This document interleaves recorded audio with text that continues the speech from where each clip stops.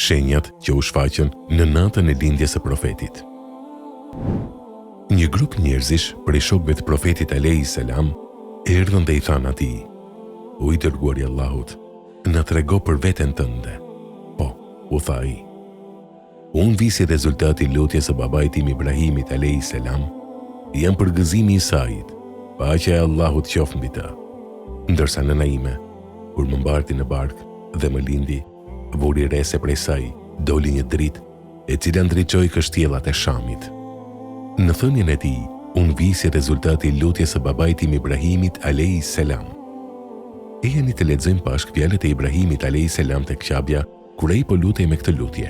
Allahu i madhëruar thot: "Kur Ibrahimi dhe Ismaili ngritën themelet e Qabes, u lutën: O Zoti ynë, pranoje prej nesh këtë vepër. Me të vërtet, ti je ai që dëgjon dhe di gjithçka. O Zoti ynë, na bëj të përulur ndaj teje. Bëj që edhe pasardhësit tanë të jenë të përulur ndaj teje. Tregon arritet e haxhit dhe pranoje pendimin ton, se padyshim ti je pranuesi pendimit, mëshirë ploti. O Zoti ynë, dërgo tek ata një të dërguar nga gjiri i tyre, që t'u lexoj shpalljet e tua, t'u mësoj librin dhe urtësinë, rregullat e fesë, e ti pastroj nga gjunahet. Vërtet, ti je i plot fuqishëm dhe i urti." Surja Bekare 127-129. Ibrahimi alayhis salam e bëri lutje ndërkohë që ditët dhe vitet kaluan, dhe ja ku Allahu i përgjigjet lutjes së tij. Ai dërgoi tek ata që nuk dinin shkrim dhe lexim, pra tek arabët, një të dërguar, i cili ishte prej tyre.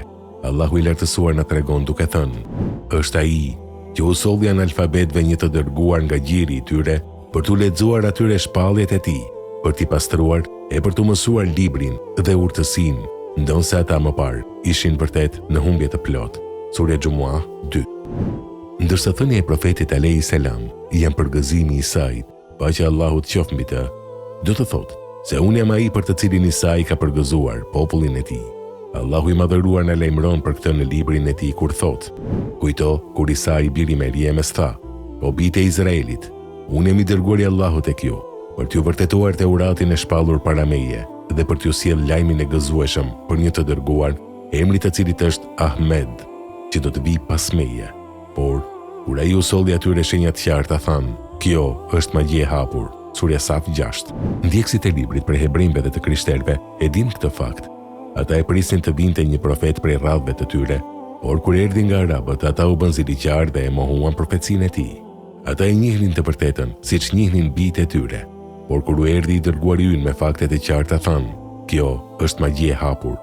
Më pas i dërguari i Zotit thotë: "Ndërsa nëna ime kur më barti në barkë dhe më lindi, vuri re se prej saj doli një dritë e cila ndriçoi kështjellat e Shamit." Abdullah bin Abdul Mutalib, baba i profetit, kur shpëtoi nga flimi, dhe Abdul Mutalibi e shleu gjakun e tij me 100 deve, e martoi atë me gruan që kishte prejardhjen më fisnike në Mekë. E martoi me Emine bint Uheb. Emine ishte shtatëzën me të dërguarin e Allahut, ndërkohë Abdullahu i biri Abdul Mutalibit udhtoi për tregti. Atë e zuri vdekja kur po kthehej nga udhtimi i tij në Medinë, ndaj dhe u varros atje tek dajallarët e tij nga fisi i Beni Adi bin en-Nejar. I dërguari i Allahut nuk arriti kur të shikonte babain e tij. Ai lindi jetim ditën e hënë të muajit të Rabiul Awwal.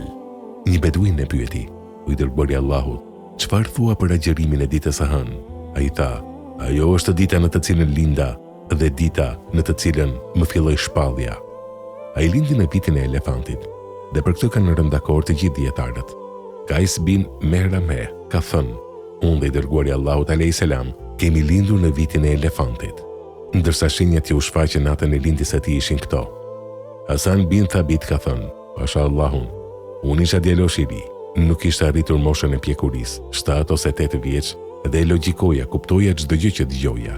Atë kohë dëgjova një jehud i cili po bërtiste me zë të lartë mbi një vend të lartë në Jethrib, në Medinë. O ju hebrej, ata u mblodhën aty dhe i thanë: I mirë i ti, çfarë të ka gjetur?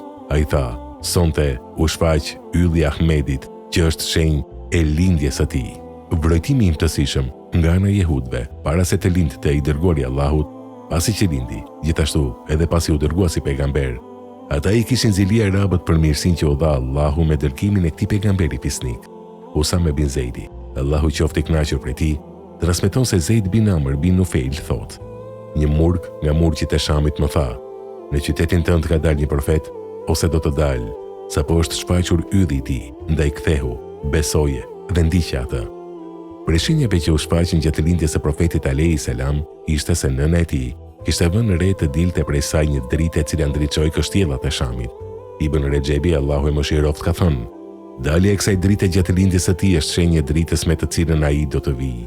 Me të do të udhëzoj banorët e tokës dhe do të largoj prej tyre errësirat e idhujtarisë, ashtu siç e përmend Allahu i lartësuar duke thënë: Ju erdhi i dërguari ynë, i cili u shpjegon gjëra nga ato që i keni fshehur prej librave, Teuratit dhe Ungjillit, dhe ju fal shumë. U erdhi prej Allahut të dritë, i dërguari, dhe libër i qartë, Kurani, me të cilin Allahu i drejton ata që ndjekin pëlqimin e tij në rrugën e shpëtimit, i nxjerr nga errësira në dritë me lejen dhe vullnetin e vet, edhe i shpje në rrugën e drejtë." Surja Maide 15:16. Gjithashtu thot: "Prandaj, ata që do ta besojnë, përkrahin dhe nderojnë atë, duke ndjekur dritën që është zbritur me të, pikërisht ata janë të fituarit." Surja Arraf 157. Po ashtu thot: "O profet, ne të kemi dërguar ty si dëshmitar, sjellës të lajmit të mirë dhe paralajmërues, si thirrës që i fton njerëzit në rrugën e Allahut me urdhrin e tij dhe si pishtar ndriçues." Surja Ahzab 45-46. Ata dëshirojnë të fikin dritën e Allahut me gojen e tyre, po Allahu e përsos dritën e vet, dhe nëse këtë gjë e urrejnë jo besimtarët, Allahu është ai që e ka çuar të dërguarin e vet me udhëfimin dhe fenë së vërtetës për të ngritur atë më lart se të gjitha fet, edhe nëse nuk e pëlqejnë idhujtarët.